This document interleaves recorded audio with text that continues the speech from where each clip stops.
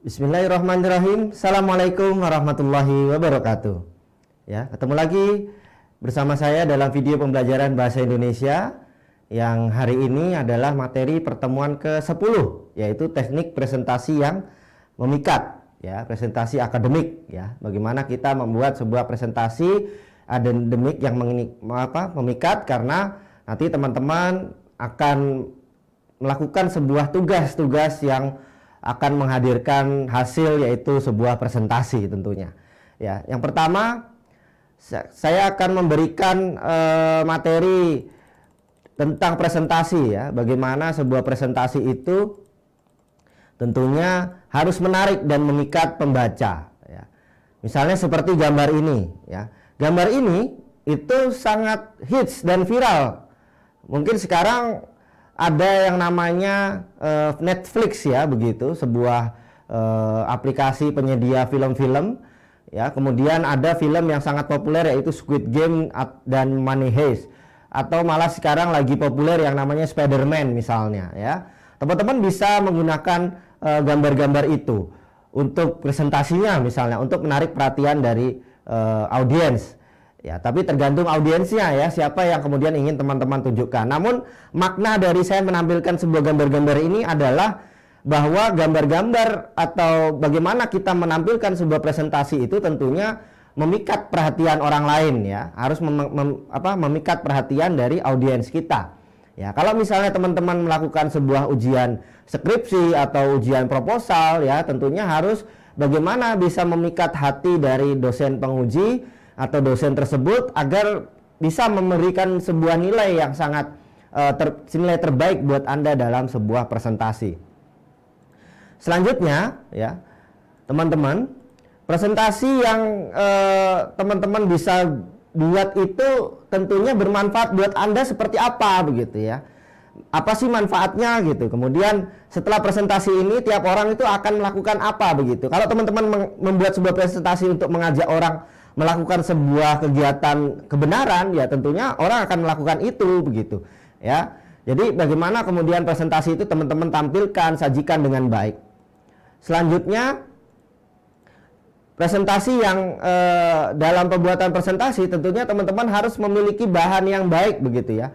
Memiliki bahan yang baik. Tentunya ada bahan, ada kemasan, ada polesan.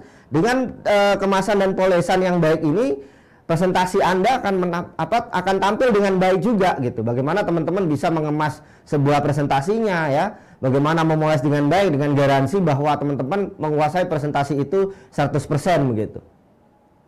Selanjutnya, sebuah presentasi itu teman-teman mulai bahan dari buku yang dibuat oleh Granville Togood, ya, dengan judul The New Articulate Executive, bahwa sebuah presentasi itu adalah jendela, ya, jendela dari sebuah ilmu Anda yang presentasi Anda yang Anda miliki. Jadi presentasi Anda adalah sebuah jendela bagaimana orang kemudian bisa melihat gagasan Anda, ide-ide Anda, kreativitas Anda, itu semua dilihat dari hasil presentasi Anda.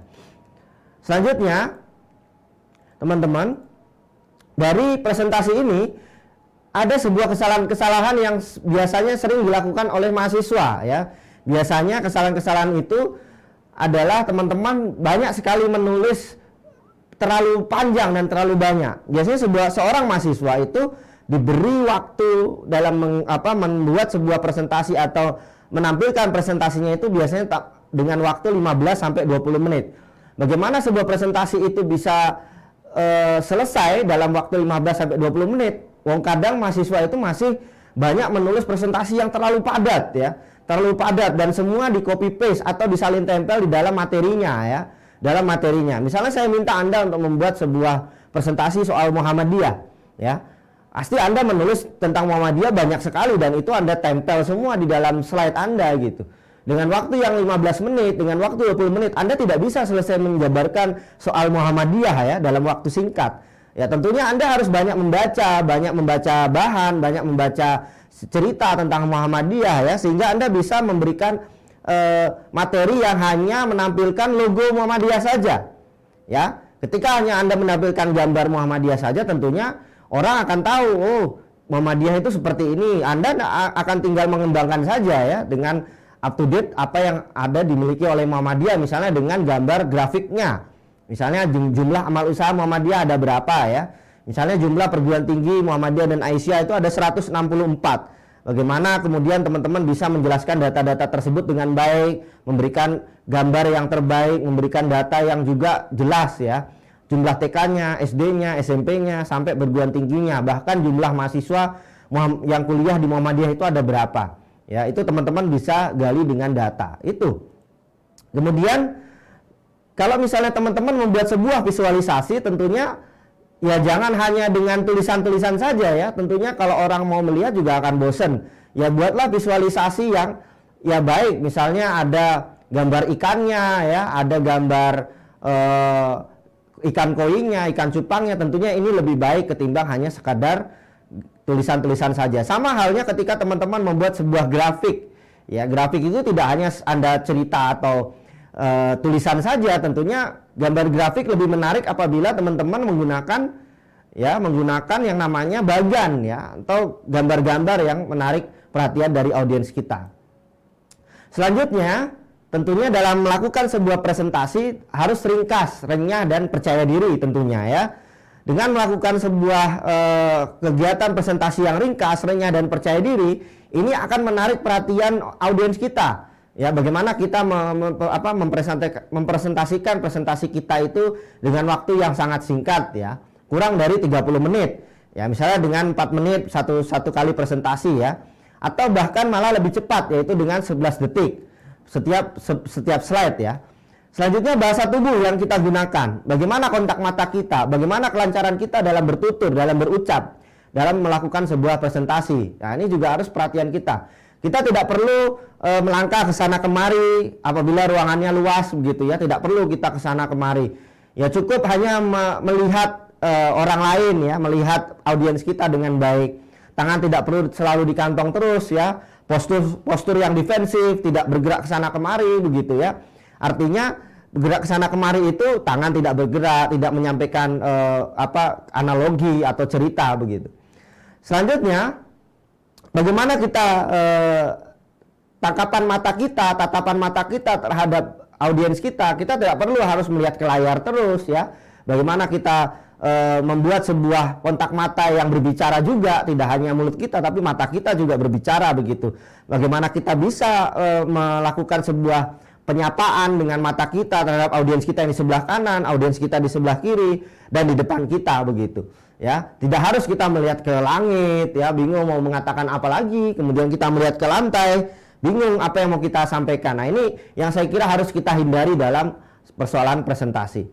Selanjutnya teman-teman, penggunaan tutur kata ya, atau cara kita bertutur dalam melakukan sebuah presentasi tentunya jangan sering mengucapkan kata-kata yang tidak perlu ya, misalnya actually, literally, honestly, kebetulan, jadi, atau mungkin ya. Ini yang sering keliru karena saking gugup atau grogi teman-teman. Selanjutnya, seringlah latihan ya, seringlah simulasi, seringlah berdiskusi juga dengan teman-teman sejawat teman-teman ya. Ya, sering tahu biar apa kekurangan dari presentasi kita, apa yang kurang dari ucapan-ucapan kita dalam presentasi. Tentunya nanti ada masukan ya, karena kita sering latihan tentunya ada masukan dari teman-teman kita ya. Begitu juga dengan nanti kita gantian juga, kita menjadi peserta, teman kita jadi narasumber, jadi selalu gantian dan latihan. Nah, ini yang kemudian nanti bisa memudahkan kita untuk presentasi.